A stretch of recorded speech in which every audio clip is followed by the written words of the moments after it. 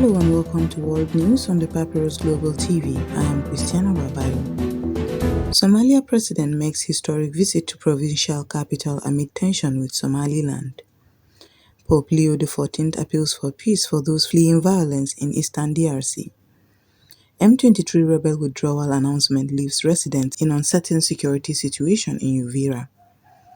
Guinea's new president sworn in for historic 7-year term. Egypt and Sudan welcome renewed US mediation over Ethiopia's mega dam. Uganda's Museveni secures 7th term with more than 71% of votes in contested election. Thousands swarmed Denmark streets to reject US annexation threats against Greenland. And now the news in full. Somalia's President Hassan Sheikh Mohamud has made a historic visit to Las Anod, a provincial capital claimed by the breakaway region of Somaliland, marking the first time in more than 40 years that a sitting Somali head of state has visited the contested city. The trip highlights escalating diplomatic tensions between Mogadishu and Somaliland, which unilaterally declared independence in 1991 but remains unrecognized by most countries and international bodies. Las Anod, located in the Sool region, has been a flashpoint in the long-running territorial dispute. Somaliland forces controlled the city from 2007 until 2023, when they withdrew following deadly clashes with Somali government troops and allied militias. During his address in the city, President Mohamud formally recognized the Northeastern Administration, which includes Sool, Sanang, and Kane, as an official federal member state of the Federal Republic of Somalia. The administration's recognition reinforces Mogadishu's claim to the territory and represents a symbolic push for national unity amid competing sovereign claims. The visit also took place against the backdrop of Israel's controversial recognition of Somaliland's independence, a move strongly opposed by Somalia and rejected by international organizations, including the African Union. President Mohamud has repeatedly stressed that Somalia's territorial unity is non-negotiable and has called for dialogue with Somaliland leadership to address disputes. Pope Leo XIV has called for peace and humanitarian support for civilians displaced by persistent violence in the Eastern Democratic Republic of Congo (DRC), urging global prayers and solidarity for those fleeing conflict that has driven families across borders, particularly into neighboring Burundi. His appeal came during his weekly address at St. Peter's Square in the Vatican, where he highlighted the great difficulties faced by communities caught in prolonged insecurity and armed clashes involving multiple armed groups. Pope Leo emphasized that severe humanitarian crisis unfolding in eastern Congo, where caves of violence have forced civilians from homes and created urgent needs for shelter, food, and medical assistance.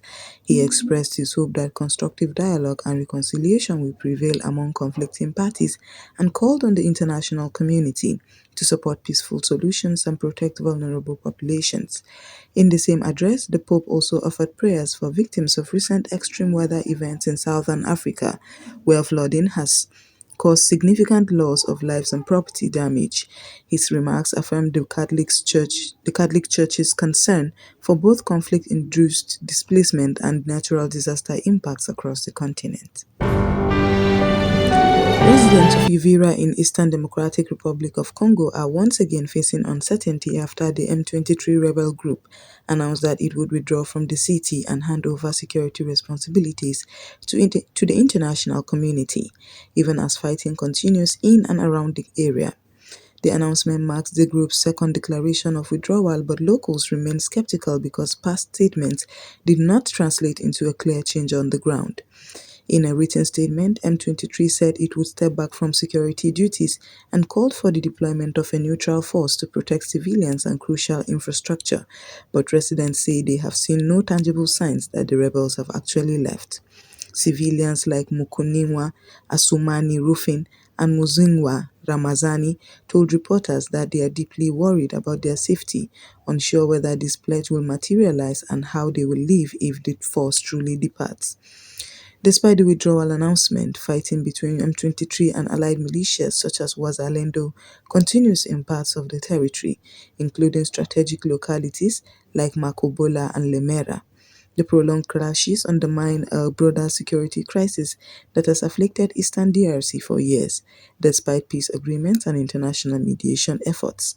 M23's political wing has also warned of ongoing security threats in a letter to United Nations Secretary-General Antonio Guterres, citing armed actors that did not sign peace accords, a reference to groups including the FDLR and certain foreign fighters, which complicates the peace process. General Mamadi Doumbouya, the former junta leader who seized power in Guinea through a military coup in 2021, was sworn in as president of Guinea on 18 January 2026, following his decisive victory in the December 2025 presidential election. The inauguration ceremony was held in Conakry at a newly constructed national stadium and was attended by several African heads of state and high-level regional delegations, underscoring the continental significance of the event.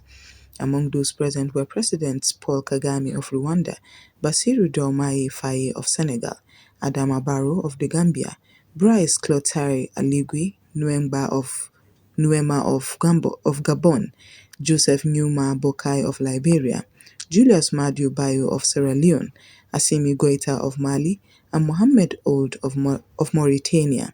Nigeria was represented by Vice President Kashim Shettima, who attended on behalf of President Bola Ahmed Tinubu. Senior officials from the African Union and the Economic Community of West Africa States (ECOWAS) were also in attendance. Doumbouya, who initially pledged not to seek elective office following his 2021 takeover, presided over the adoption of a new constitution that lifted restrictions on military candidates and extended presidential terms from 5 to 7 years. He subsequently entered the race and was declared winner with approximately 86.7% of the vote, a result later upheld by Guinea's Supreme Court. The election, however, attracted criticism from opposition figures and civil society groups who questioned its competitiveness and fairness, citing limited political space and the absence of a strong opposition presence in the run-up to the polls. Despite these concerns, Doumbouya's swearing-in formally marked Guinea's transition from military rule to a civilian presidency, consolidating his grip on executive authority. We will now go on a short break, and when we come back, the news will continue. Stay tuned. The Papyrus Global, we don't just cover events, we create cinematic experiences. From red carpets to birthdays, gala dinners, and your fairy tale weddings, we bring your moments to life with high-tech precision. Our gadgets are smarter, our lenses sharper, and our team simply world-class. Trust the Papyrus Global to tell your story in the boldest, brightest way possible.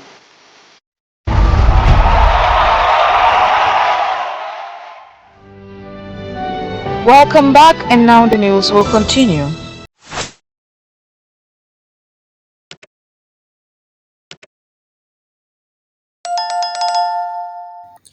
Egypt and Sudan have publicly welcomed an offer by the US President Donald Trump to restart mediation talks with Ethiopia aimed at resolving the long-running dispute over the Grand Ethiopian Renaissance Dam (GERD) and the Nile River.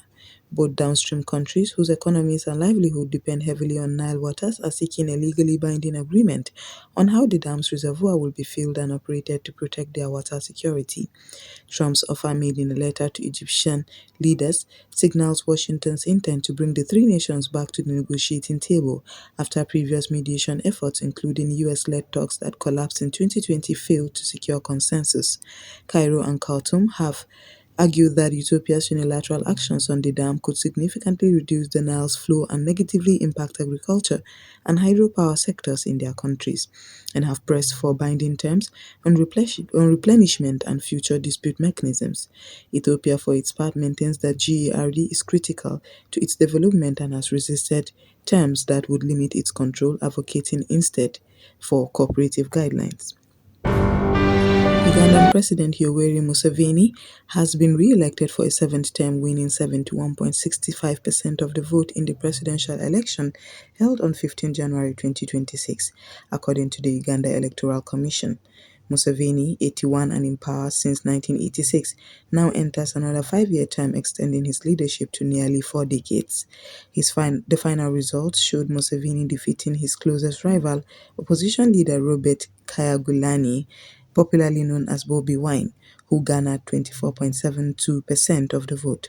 Turnout was approximately 52%, marking one of the lowest participation rates in Uganda's recent electoral history. Observers reported that the vote was held against a backdrop of an internet shutdown, alleged failures in biometric voter systems, and security force involvement, with some opponents and international critics saying such conditions undermine transparency and voter confidence. Wine rejected the official results, describing them as fraudulent, and opposition supporters clashed with authorities in parts of the capital, Kampala. The election was marked by a heavy security presence and reports of arrest, activities condemned by observers as intimidation that eroded trust in the process. Thousands of demonstrators took to the streets of Copenhagen and other Danish cities on January 17, 2026, to protest US President Donald Trump's asserted push to take control of Greenland, an autonomous Danish territory, in what has become one of the largest public demonstrations related to the dispute. The protest, organized by Greenlandic associations and supporters of self-determination, saw crowds waving Danish and Greenlandic flags and chanting slogans such as "Greenland is not for sale" and "Hands off Greenland" as they marched from Copenhagen city towards the US embassy. Demonstrators also gathered in other Danish cities around Aarhus, Aalborg and Odense, while a sister rally was planned in Nuuk, Greenland's capital, to reinforce opposition to what organizers described as illegal plans to take control of the island. Participants said the aim was to send a clear and unified message of respect for Greenland's democracy and fundamental human rights, highlighting broad disapproval of Trump's rhetoric and reported threats to impose tariffs on countries opposing his ambitions for Greenland. Many protesters emphasized that Greenland, rich in minerals and strategically situated in the Arctic, must remain under its current governance and must not be subjected to external acquisition. And that's all we have on World News on the Papyrus Global TV. I am Christiana Babayo. Thanks for joining us.